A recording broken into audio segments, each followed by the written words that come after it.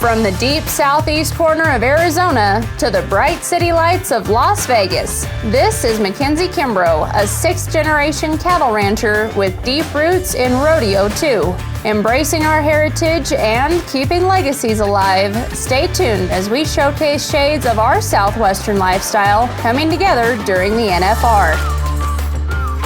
Ranching, rodeo, fashion, and cowboy culture. This is Roots Run Deep, Vegas edition. Hey friends, welcome into Roots Run Deep Vegas edition. I'm your host, Mackenzie Kimbrough, and joining me first up on the stage here at the Roper Marketplace today is Keenie Ward. Keenie, you are an incredibly talented country music singer, songwriter, all-around gal with quite the fashion sense too, and such a kind heart and soul. I really appreciate you taking the time to be here with me today. I'm excited to get into this, and first and foremost, of course, the show being called Roots Run Deep, I'd love everybody to get to know a little bit more about your roots and where you come from. Absolutely. Well, man, thank you guys so much for being here this morning. I actually saw Mackenzie yesterday, and we hadn't seen each other in like what, 4 or 5 years? Yeah. a lot has happened since then, and so we're just kind of thrown on here today, and these are the best kind of interviews. Yeah. But I'm originally from South Dakota. I come from a fourth generation ranching rodeo family. My family is some of the first stock contractors in the state of South Dakota. My mom is a South Dakota Rodeo Hall of Fame all-around cowgirl great. My dad was a PRCA roper as well. Yep. Not roper, steer wrestler. Sorry.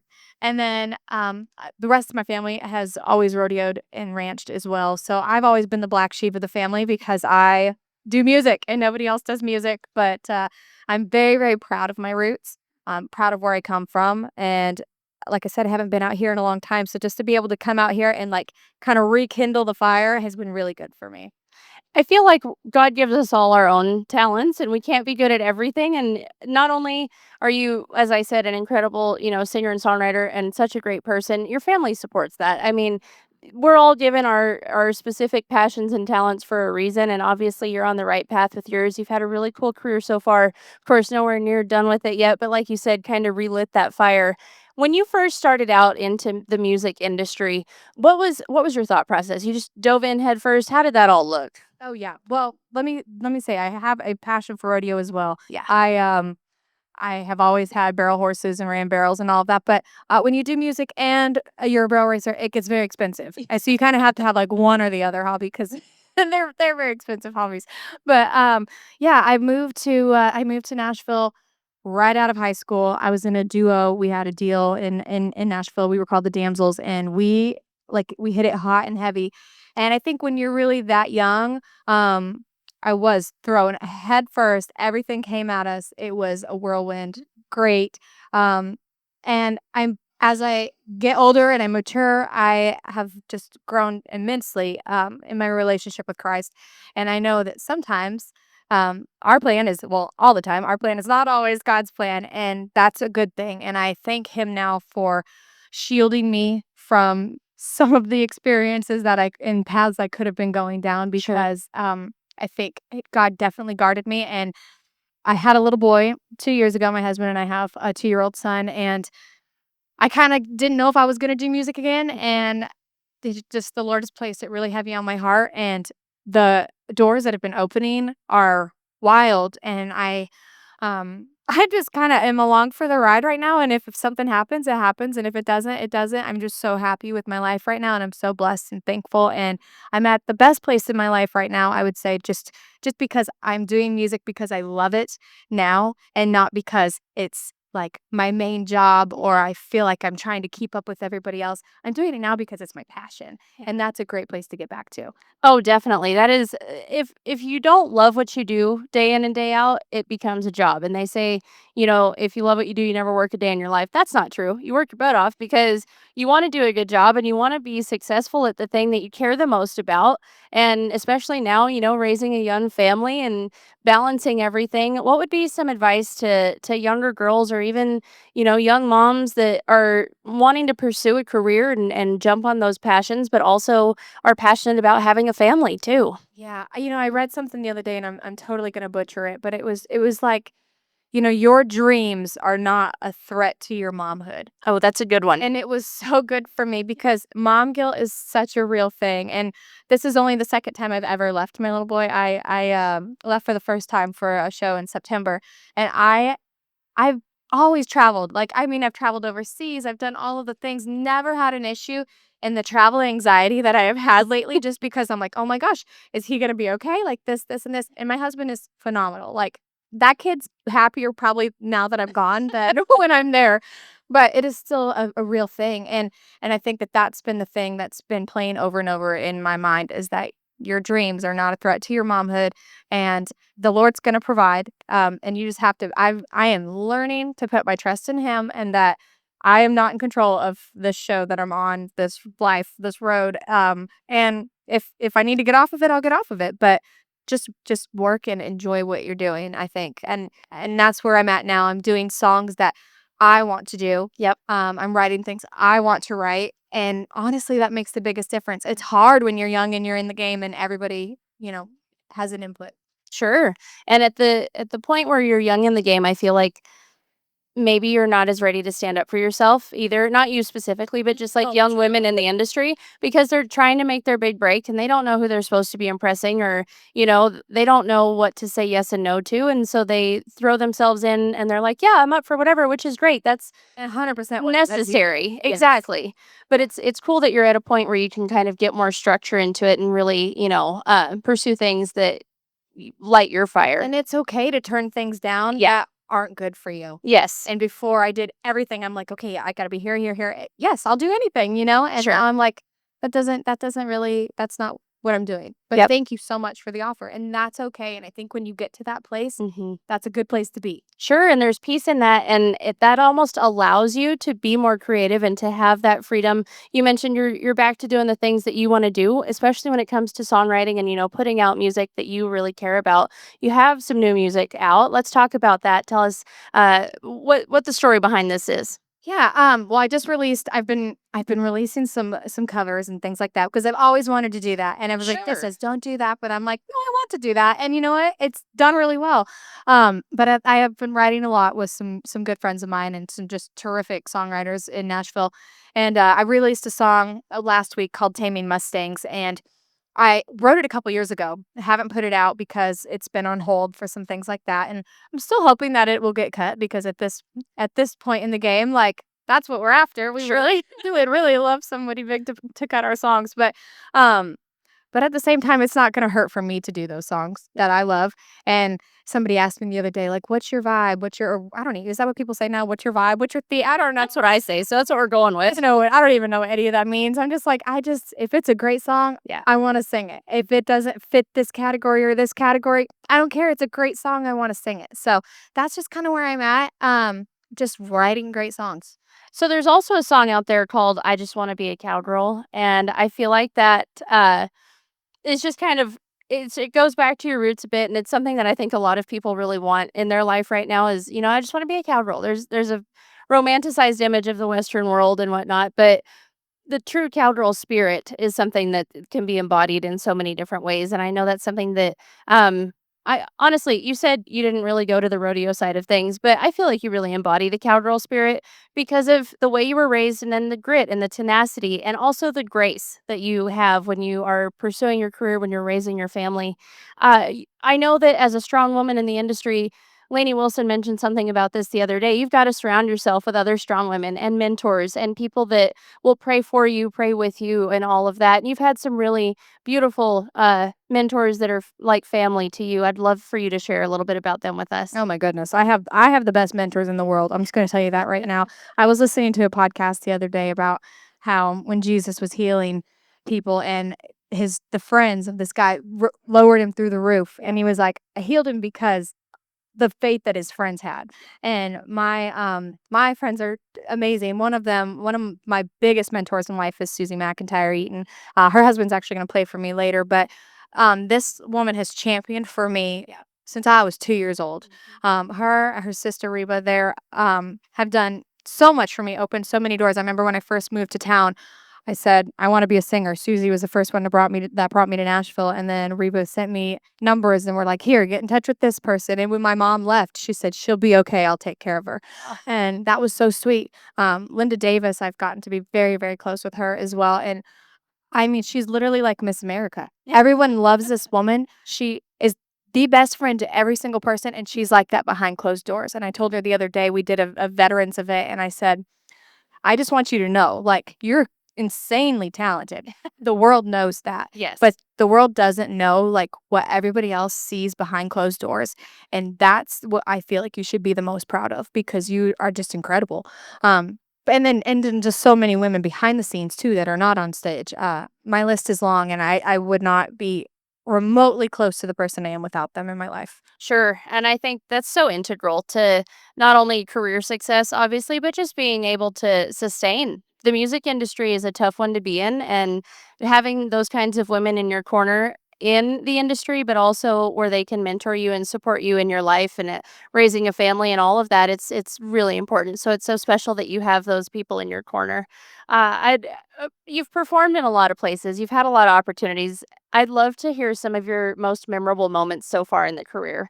I know the list is probably long on that one too, honestly. That's a tough question. No, no, it's fine. Man, I love to play in Vegas. My best friend came with me this trip, and I was telling her like we got in bed last night. We went to dinner, and then we were gonna go to the Bellagio, and it was 10:30, and we were like, we gotta go to bed. We're exhausted. How do people do this anymore? I don't know. Because when I first, like I said, when I was 18, 19 years old, Yeah. I was out here doing the MGM every single night. I remember one night Beyonce was playing in the Garden Arena, and we were right outside of there, and they like got something intermingled, and like she was playing in our in ears, and we're like, oh my Oh, gosh, geez. we were freaking out. It was so cool. But no, I have don't even know. I love to play the rodeos. Yeah. And like I said, that's what I grew up doing. I started singing the national anthem when I was 3, 4 years old at rodeos, and so that's the hardest thing to sing. I will be lying if I say I love to sing the anthem because I don't, but it's an honor to do it, and so I do. Yeah, the list is long, but anywhere I get to play, I'm thankful I get to do it. Oh, definitely. And I know that just knowing you as a person behind it all, it's not, and I hate to say this, it's not 100% common that the singers are actually genuinely good people and they're there to really support an event. Also, they're not just there to make an appearance for themselves. And a lot of what you do also, you've done a lot of performing with veterans organizations and things like that. Talk about the importance of, kind of having that backbone when it comes to, following through on performances that aren't just good for you, but that are also meaningful to the audiences. Yeah. Well, I grew up and I think it's just the cowboy code. Like if you say you're going to do something, Yeah. you're going to do it. And if it doesn't benefit you or it's inconvenient or something like that, if you say you're going to do something, you're going to do it. And I try my best to live by that code. So as far as the veterans and the military things, I went on an Armed Forces entertainment tour when I was 20 years old, and talk about a God thing. I actually met my husband while I was on that tour. I Oh went my to gosh. Ethiopia, Nigeria, and Djibouti, Africa, and he was deployed. And he got hurt, and they sent him back to the closest base. He was in the Marines, so they sent him back to the closest base, which was in Djibouti, Africa. And he came to my concert on crutches in Djibouti, Africa. Oh, And then they sent him back out, and I flew home. And 2 months later, I'm actually in Vegas, and I get a message, and I'm like, "Hey, I remember this guy. Like, I liked him." And so, that's, I just have a really I feel like I didn't have a true understanding for that sure. before, but after that trip, being married to someone that's in the military or was in the military, we did long distance for a year, Yeah. just seeing the wear and tear that goes in on their body and everything else, like, the sacrifice is so real, so anything that I can do is so minor compared to what they've done, and I'm just extremely thankful for them. Sure. And I know it brings them a lot of joy. And I think that's a little piece of home for those service members that are serving our country from all over the world. So it's really cool that you do that and that you appreciate it and you appreciate the opportunity to do it, but you also are there to have those connections and make the conversations and find a husband. I mean, that worked That out. doesn't But always happen like that, no, right? no, but it worked out, The sweetest thing I have to tell you this really quick. We did a veterans concert at the VA home the other day on Veterans Day, Yay. and this little guy came up to Linda and I, and the nurses said, this is so-and-so. He used to be a part of this band. He's a Grand Ole Opry member. Oh my gosh. And it is so humble. It literally set me back. It humbled me so much to be like, oh my goodness, like none of us are above anything. That I mean, like we can all wind up here, you know? Yeah. And we asked him to sing with us, and he hadn't sang in years. And he got up and he sang, and I just cried. I was like, this is the sweetest thing I've ever been a part of. So all of that makes it all worth it. Oh, definitely, man. That's what it's all about. And God has such a plan for everybody. And it's neat that to see all the ways that He's, working through you and in all of your story as well.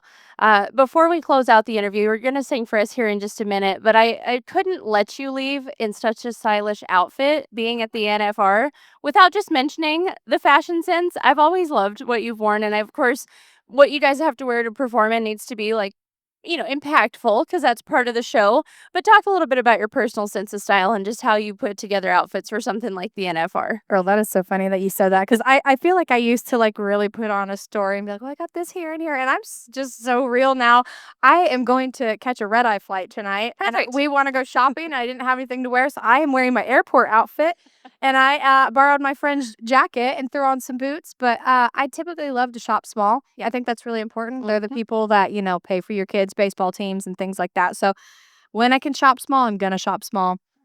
This outfit is very much not coordinated, so don't look at this. But I think it's great. I try sometimes. So thank you for saying that.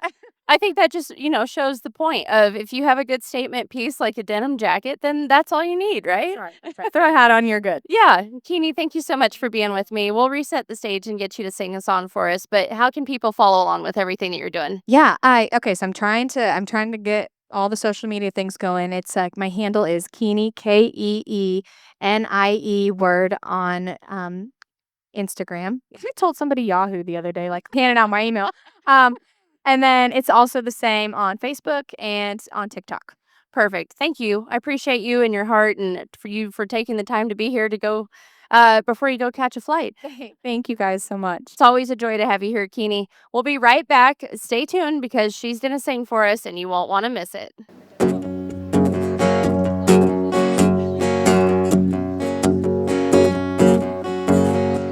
Maybe someday I'll be strong. Yeah, maybe it won't be long. I'll be the one who's tough, and you'll be the one who's got it rough. It won't be long, and maybe I'll be real strong.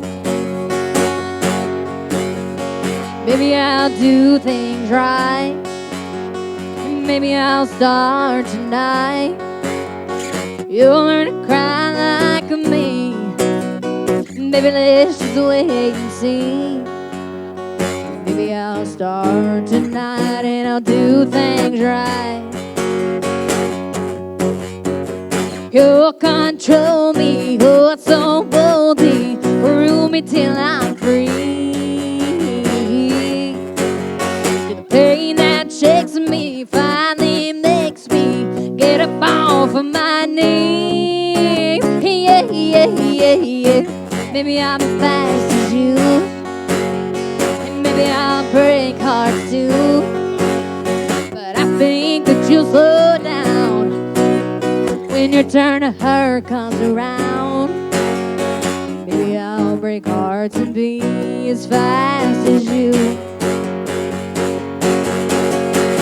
You'll control me, oh so boldly, rule me till I'm free.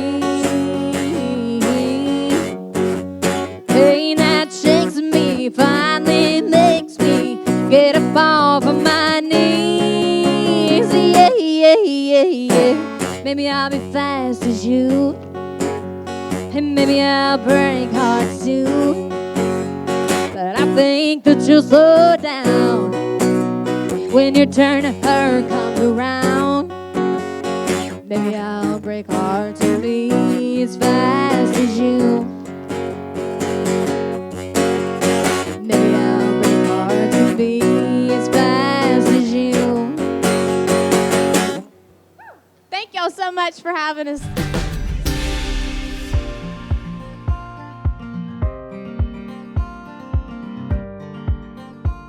When it comes to holiday hosting, I know there's some pretty big crowds to feed, and my recipe for lineman pasta does the trick. I came up with this one when I was a manager for the varsity football team back in high school, so you know it's tried and true and well tested if those boys would chow down on it. It's pretty simple to throw together. I use bow tie pasta just to class it up a little bit.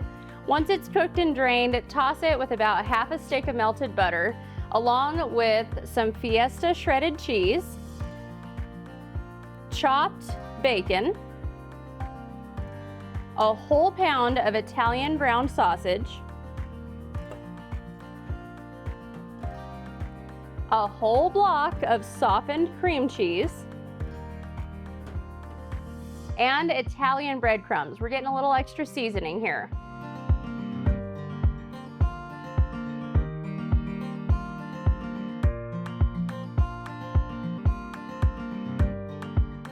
Now don't get me wrong, I love lineman pasta, but if you're really in a pinch and need to throw something together quick, just cook up a box of rotini pasta and pick up one of those pre-made dips from your grocery store deli section. The bacon ranch cheddar dip works great, has a really nice strong flavor, has that hearty and creamy feel to it, but is easy to throw together, warm in the oven, and serve to unexpected guests quickly.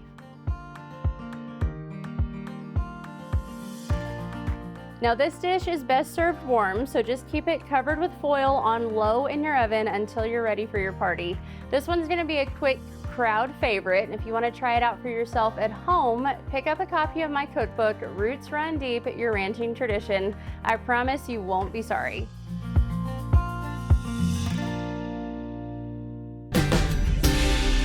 Hey friends, welcome into Roots Run Deep Vegas edition. I'm your host, Mackenzie Kimbrough, and joining me on the show now is Paige King Johnson, a super talented country music singer, songwriter, performer, heck of a gal, super kind heart, and someone that I'm so excited to have on the show with me today. Thank you for being here. Thank you. I need that intro all the time. I mean, I'll be your hype woman. I'll be your hype woman, no problem. PR, right? Paige, this is Roots Run Deep, so generally where we start is having you share your roots with everybody so we can get to know you a little bit more before we get into your career and all those highlights. Yes. Well, I was born and raised just south of Raleigh in North Carolina. I was a 4-H and FFA kid, raised on a horse farm, and that was my first love. I showed sheep and showed rabbits and did anything dirty and smelly that you could do as a kid. And then music kind of started coming into my life. I was always the kid that loved being around people. I was probably also a kid that needed a lot of attention. And I started playing guitar when I was 10, and that was kind of when music was introduced to my life. And I had this interesting kind of weaving of agriculture in my life as a 4-H and FFA kid, and then the weird music girl. So I really had it going for me. Yeah. I was the weird horse girl and the weird music kid. You were an all-around gal. Yeah. The boys were flocking. I I'm bet. sure you can tell. Yes. And that was my life. And I moved to Nashville after high school and have been doing music since full-time since 2019. I'd love to hear about the first couple of years getting into this career because it's not easy and the music industry is not for the faint of heart, and you're doing an amazing job at it. She has won Carolina Country Music Awards left and right. There have been so many incredible performances, all of which we will touch on momentarily, but those early years getting into a career as a young woman in this industry, it's a tough gig. Tell me a little bit about some of that experience and how it shaped you into the woman that you are now in the industry. Yeah, I mean, it's tough. Definitely, you have to have tough skin, and I'm very thankful for being raised as a farm kid because that gave it to me anyways. But I didn't even start writing songs until I moved to Nashville, and I think I moved to Nashville with a little bit of this delusional sense of like, if I can just sing Loretta Lynn songs, I'll be good to go, you know? And quickly realized that was not what Nashville was looking for. But being a woman in this industry has taught me so much, and having mentors along the way has been so uber helpful.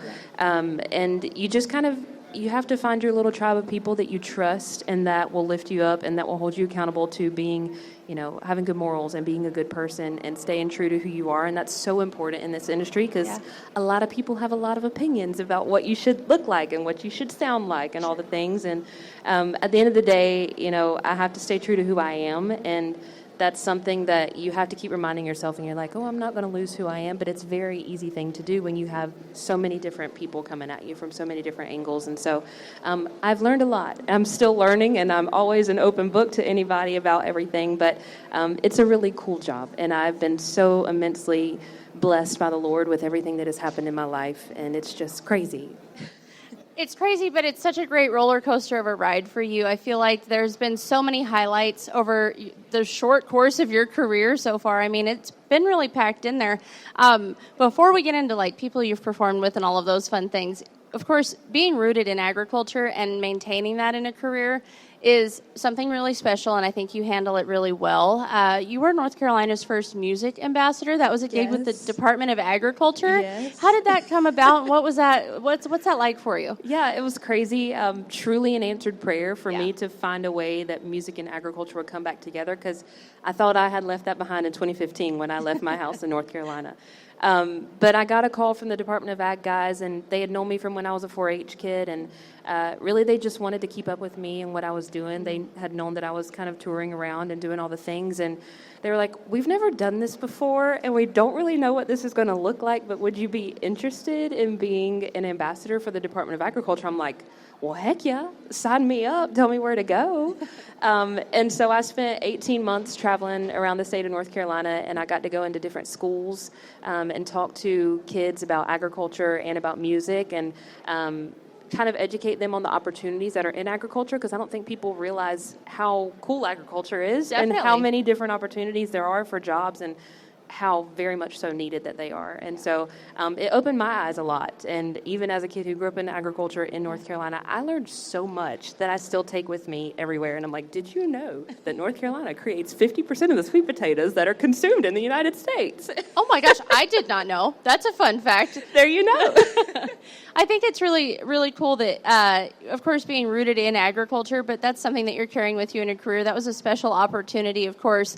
And I think that all of us that grew up in ag or have a connection to the Western industry really have a responsibility in whatever we go and do with our careers, to still be willing to share those stories, whether it be statistics-based or, personal experiences, family experiences, things like that. I think it's so important that we are able to get out there and share the story of agriculture, share the story of ranching. As a rancher, that's something that's really important to me too. So the agriculture industry needs all of us just to be willing to talk about what we do and the hands that feed the world. So it's really cool that you were able to tie that into your music career. There's a lot that goes into building a career, and I know that a debut single is something that is very important as things get rolling for you.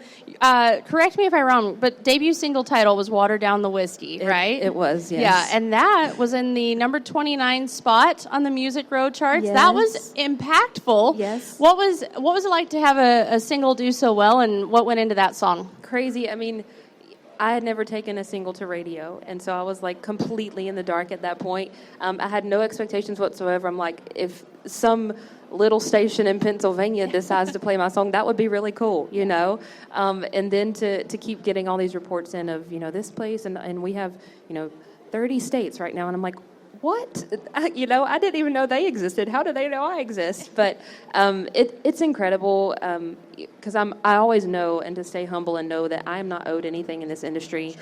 Nobody has to listen to my music. So anytime that anybody takes a chance, not only to listen to it, but then to share it with people or to continue to play it over and over again, especially at radio, it's something that is never lost on me. And yeah, I was like, okay, so is this what I expect for every single one, or what does this mean? Really set the bar. Set the standard. Yes. It's a really great song, and I think there's been a lot of growth in things that you've done in the last couple of years. Of course, singles also turn into albums, and there's a lot that goes into putting an album together. What's a little behind the scenes of what goes into that?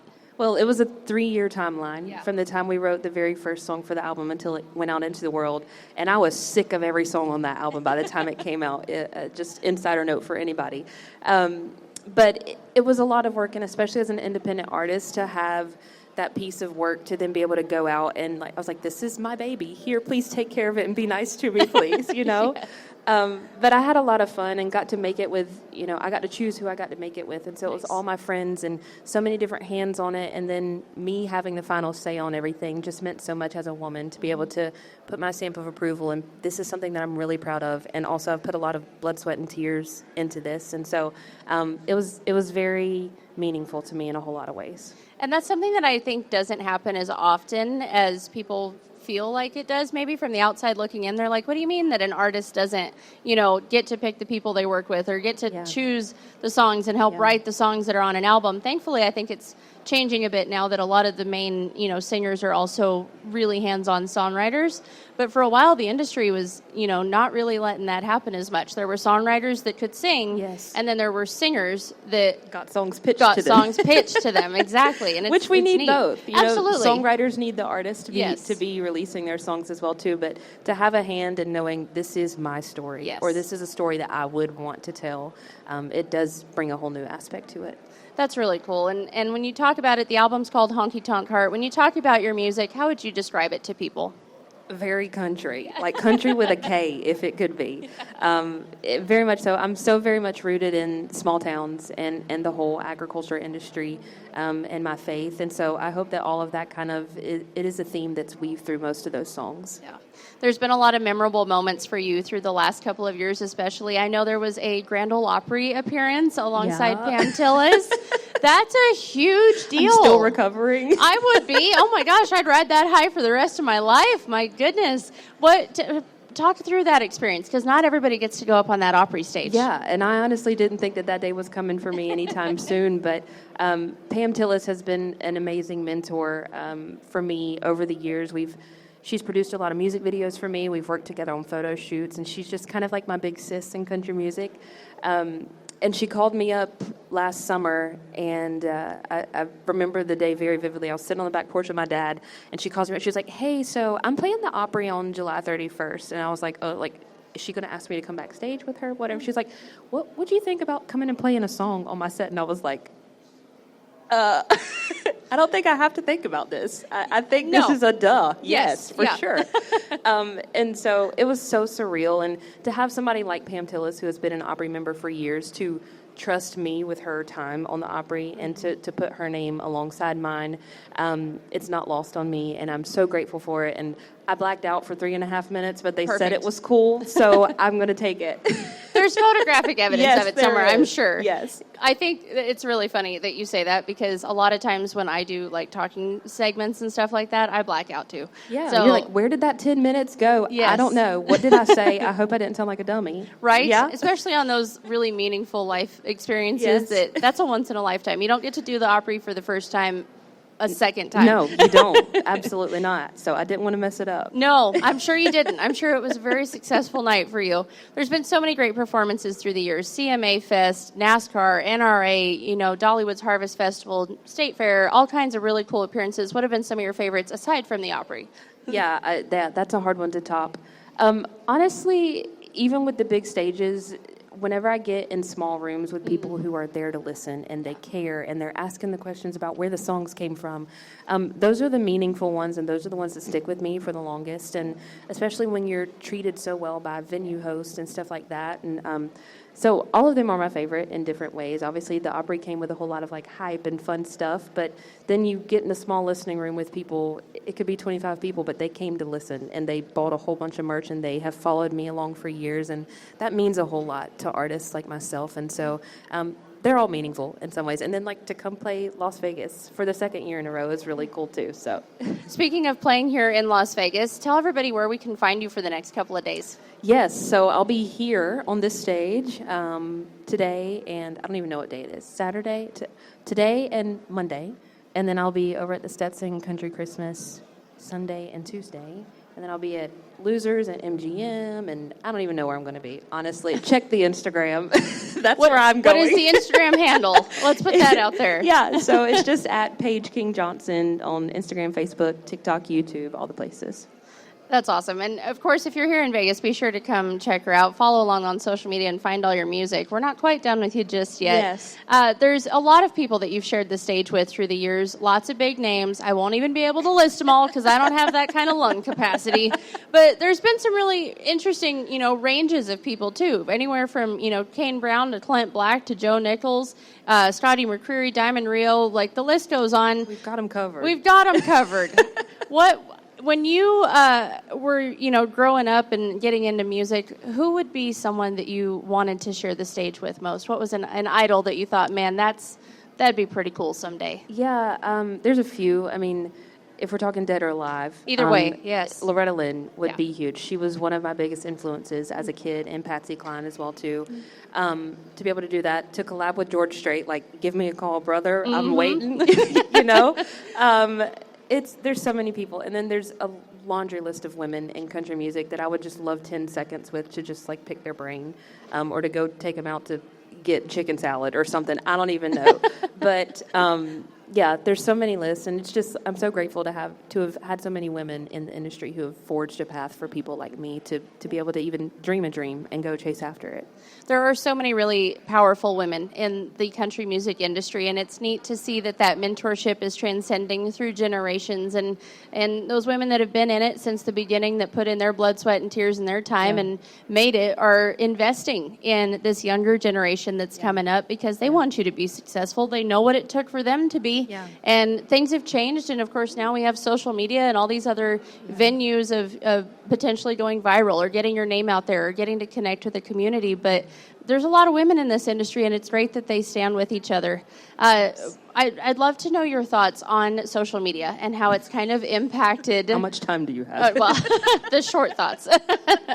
on its impact, not only in the potential for a song or someone's music to go viral, but then also to be able to connect with that community. That's a direct line to your fan base. Yeah. Well, like I told you, I could talk to a stop sign. And so, I love making new friends. That is the good thing about the internet and social media and all the things. And as a songwriter, I think it hits me as a songwriter more than it does as an artist, because when people will send me a message and they'll say, I found this song and it spoke to me in this way, or I bawled my eyes out to this song, or, this is mine and my husband's love story. That means so much to me that, and it's a gut check of, holy cow, my job is to write people's lives, and something that they can connect to, and whether they want to dance, scream, cry, whatever. It's a really cool thing. And not everybody gets to chase a dream and call it a job as well, too. And so to be able to do that is the plus of social media, is getting to hear those stories firsthand. Yeah, that's amazing. And of course, we don't need to talk about the minuses because we all know what social media can do. But it is such a really great place if you let it be. Yes. And if you take advantage of it in that way, and being able to connect with those people and, share your stories, share their stories, I think that has really made an impact on the industry. And I think for the fans, it's such a neat thing to be able to get access to our favorite, country music singers and to feel like we're somehow connected with them. Yeah. I treat it like a living room, too. Exactly. I cannot take myself seriously for anything. So you are invited into my kitchen, into my living room, whatever it is for the day. And, I think that those communities are what you make them. And so if you make them a really hospitable, fun, lighthearted, holy place, then that's what it's going to be. And those are the people that you're going to attract. So there's going to be bad people everywhere. Sure. People with opinions all over the place, but it's fine. We just keep it positive around here. Yes, we do. Just delete those comments and keep going. We move on. Be like a duck and let it roll right off your back. Absolutely. Amen, sister. I know there's a lot of young women that look up to you, and you've been really fortunate to have some of those great mentorships. If you had advice for a young woman, not even necessarily pursuing music, but just pursuing a passion and a career that they really care about and want to do well at, what would be some advice that you'd give them? Yeah, I think the biggest thing is don't be afraid to be weird. I think some of the quote-unquote weirdest people in this world have been some of these most successful in different ways. And so, don't be afraid to go against what all the other cool kids are doing, because I was that kid who was the weird girl. And also be strong and confident in who you are, and don't be afraid to stick to that. Yeah. Again, the world in all ways, shapes, and forms will try to change you and tell you what you're supposed to do. But, my center is, at the end of the day, if it can make me proud, if it can make my grandma proud, and if it can make my future daughter proud one day, then I'm doing what I'm supposed to do. Oh, that was powerful. That was goosebumps powerful. That was a good one. And that's a really neat mentality for you to be carrying through everything that you do.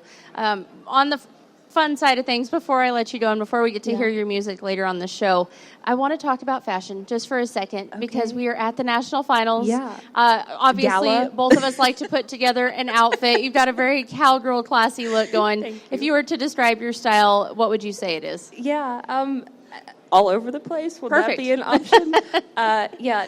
Comfortable, but also functional as a musician because we can't have like a whole lot of really, really fun stuff. But very Western, and I just like to kind of try new things. Yeah. All the time. Well, you have a great sense of style, Thank so you. it's fun to follow along with everything that you Thank have you. going. I sure appreciate you being here with me today and for coming on and chatting and singing and, kind of rolling with the punches throughout the show today. That's what we're here for, baby. I mean, it's show business, as they say.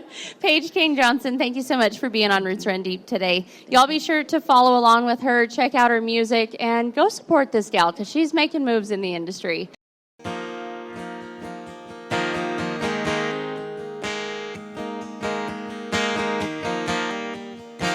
And this is a brand new song that I released back in October. Very heavily based on all of the John Wayne movies that I was forced to watch as a kid. And also a little bit of Yellowstone thrown in there too. This song's called Cowboys Right Away.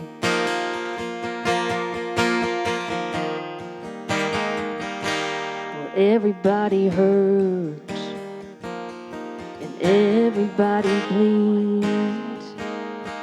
Everybody's cut by love they believed was headed towards forever, but just wasn't meant to be. Everybody hurts and everybody bleeds. The drunks get lost in the bottle and saints lean on their faith. The lost just keep on hoping that tomorrow's a better day. Everybody's got their own way of pushing through the pain. Preachers hit their knees, cowboys ride away.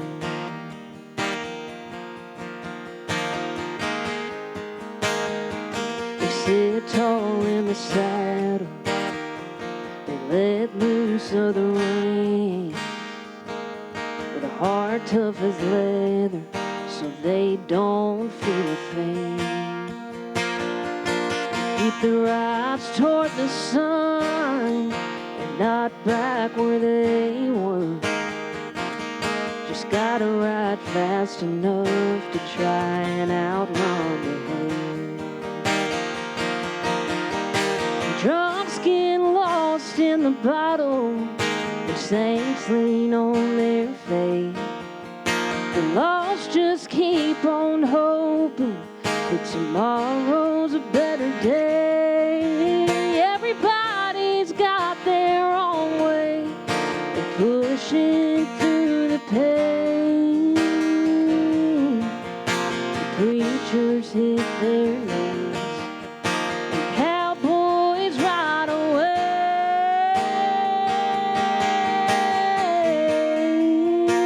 Cowboys ride away.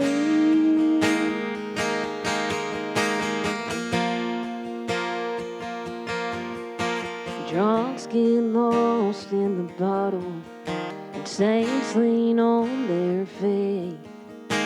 Preachers hit their knees, and cowboys ride away.